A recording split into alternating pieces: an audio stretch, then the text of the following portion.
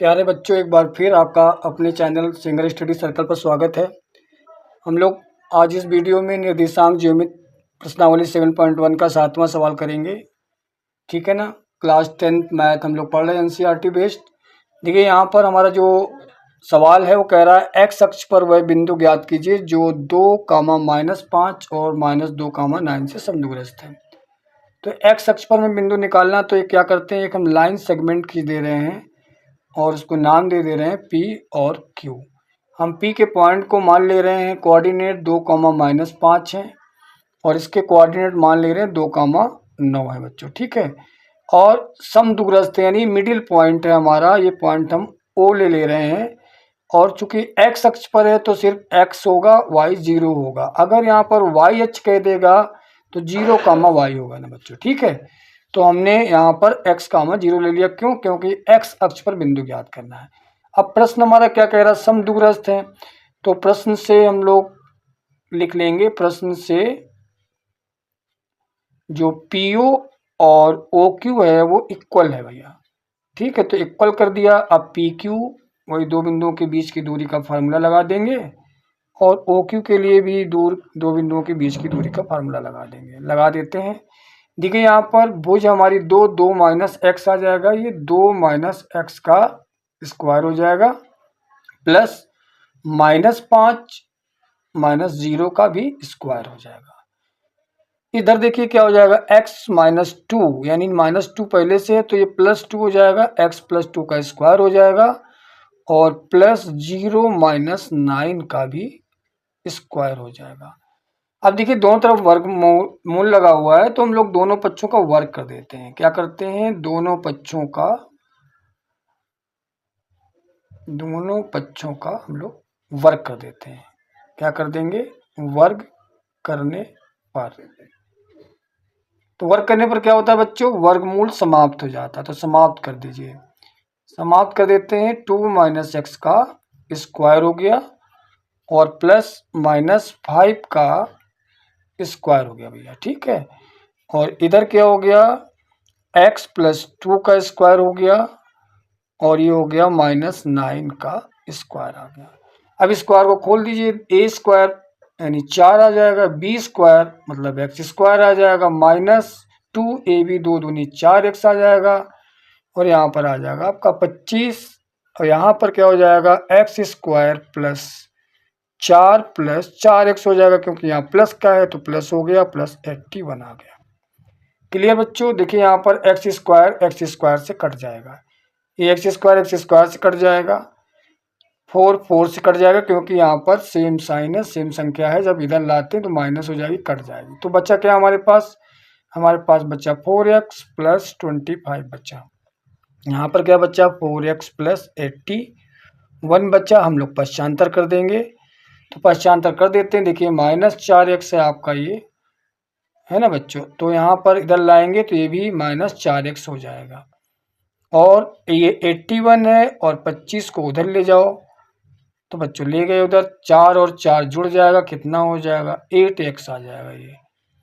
और यहाँ पर देखिए 11 से 5 जाएगा तो 6 आ जाएगा, 7 से 2 जाएगा तो 5 आ जाएगा, यानी 56 आ गया। तो x बराबर क्या आ जाएगा बच्चों, आ जाएगा 56 - 8 आ जाएगा। तो जिसको इजी करेंगे तो -7 आ जाएगा, यानी x की वैल्यू हमारी आ गई, x = -7 आ गया। हाँ तो बच्चों आंसर हमारा क्या आ गया, आंसर आ गया x अक्ष का जो बिंदु है क्या हो गया था, x, 0, तो x की वैल्यू 7 आई, 7, 0। इस तरह से ये हमने बिंदु प्राप्त किया। नेक्स्ट क्वेश्चन पर चलते हैं। सवाल नंबर 8 में आपका है y का मान ज्ञात कीजिए जिसके लिए बिंदु P 2, -3 है और Q 10, y के बीच की दूरी 10 मात्रक हमें पता है। तो देख रहे हैं ये PQ बिंदु है, PQ के बीच की दूरी है हमें ज्ञात है बच्चों। क्या ज्ञात है, ज्ञात है PQ बराबर 10 मात्रक है। कितना है, 10 मात्रक। अब PQ के बीच की दूरी का फार्मूला लगा देंगे, x1 माइनस x2 का whole square plus y1 minus y2 का होल स्क्वायर लगा देंगे इक्वल टू 10 मात्रक है आपका। बिंदु हमारे पास है 2, -3 है और क्या है 10, y है बच्चों। तो हम लोग रख देते हैं मान को।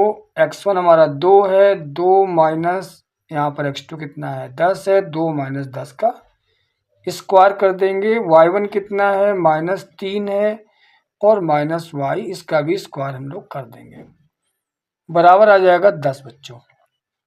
देख रहे हैं इधर वर्गमूल लगा हुआ है, तो हम क्या करेंगे वर्गमूल को हटाएंगे, दोनों पक्षों का हम वर्ग कर देंगे। दोनों पक्षों का वर्ग करने पर, दोनों पक्षों का क्या करेंगे वर्ग करने पर वर्गमूल हट जाएगा आपका, आ जाएगा 2 माइनस 10 का स्क्वायर प्लस यहाँ पर मीडियम ब्रैकेट लगा के दिखाते हैं ऐसे, यहाँ पर हम माइनस कॉमन ले लिए इक्वल टू 10 आ गया। ठीक है ना बच्चों। इसका क्या आ जाएगा तो -8 का स्क्वायर कर देंगे, इसका स्क्वायर करेंगे तो प्लस हो जाएगा, इस तरह से भी इसको लिख सकते हैं 3 + y का स्क्वायर इक्वल टू 10 लिखा जा सकता है। इसका स्क्वायर करेंगे तो आ जाएगा 64 आ जाएगा। इसका स्क्वायर करेंगे a square plus b square यानी y स्क्वायर प्लस 2ab यानी 2 × 6y बराबर आ गया 10 आ गया आपका। ठीक है बच्चों। तो देखिए यहाँ पर क्या है 10 का स्क्वायर करना था, तो स्क्वायर यहाँ पर कर देंगे, आ जाएगा 100, क्योंकि दोनों पक्षों का हमने स्क्वायर किया था तो यहाँ पर भी स्क्वायर करना था। तो ये 10 का स्क्वायर आ गया, कितना हो गया भैया ये हो गया आपका 100 हो गया।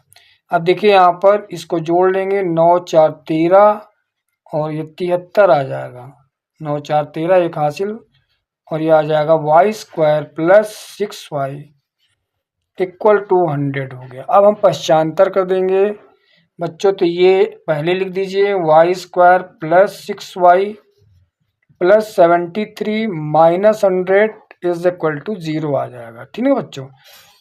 अब y square plus 6y minus 10 से 3 गया, कितना आया 7 आ गया। ठीक है, इस तरह से हमारा ये क्वेश्चन बन गया। अब हम लोग इसके गुणनखंड करेंगे, 27 के ऐसे फैक्टर करिए घटाने पर 6 आ जाए। द्विघात समीकरण में हम लोगों ने पढ़ा था। तो देखिए 9 × 3 = 27 होता है, 9 × 3 9 - 3 कर देंगे तो आ जाएगा y square plus 9 - 3 × y - 27 equal to 0 आ जाएगा। क्या आ जाएगा y square plus 9y minus 3y minus 27 equal to 0 आ जाएगा। यहाँ पर y कॉमन ले लेंगे तो y प्लस 9 आ जाएगा बच्चों। यहाँ पर 3 कॉमन ले लेंगे तो y प्लस 3 × 9 = 27, y प्लस 9 आ गया। तो हमारा क्या आ गया बच्चों, आ गया है एक फैक्टर आया y प्लस 9 आ गया, दूसरा फैक्टर आ गया y माइनस 3 आ गया, बराबर 0 आ गया। जब हम इसको 0 लेंगे तो y का मान आ जाएगा -9, और जब इसको 0 ले लेंगे तो आ जाएगा y बराबर -3 आ जाएगा, +3 हो जाएगा। तो हमारे देखिए यहाँ पर जो y के मान है वो 2 आ गए। ठीक है, यही हमारा आंसर हो गया। इस तरह से क्वेश्चन नंबर 8 फिनिश हुआ। तब तक के लिए मस्त रहिए आप लोग, स्वस्थ रहिए। फिर नेक्स्ट वीडियो में हम लोग फिर मिलेंगे। जय हिंद बच्चों। चैनल को सब्सक्राइब नहीं किया है तो कर लीजिए।